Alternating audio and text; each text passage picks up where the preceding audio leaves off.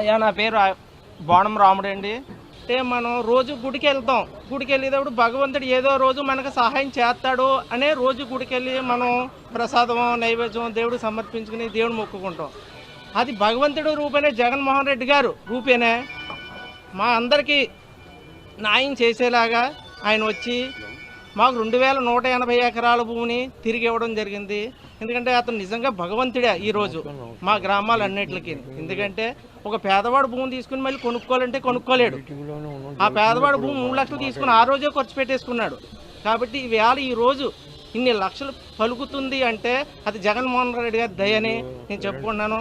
ఎందుకంటే ఆ రోజు కమిటీ వేయడం, పిఠాపురాన్ని మాట ఇవ్వడం, ఆ కమిటీలో కన్నబాబు గారు, వంగా గీతమ్మ గారు, రాజా గారు, అప్పుడు దొరబాబు గారు అందరూ మాకు న్యాయం చేసి ఇక్కడ భూములు వదలాలండి, 6 గ్రామాలు వదలాలండి, వదిలితేనే అక్కడ రైతులు కన్నీరు పెట్టకుండా ఉంటారని చెప్పడం, ఆ సిఫార్సుని జగన్మోహన్ రెడ్డి గారు యాక్సెప్ట్ చేయడం వల్ల మా అందరికీ న్యాయం జరిగింది.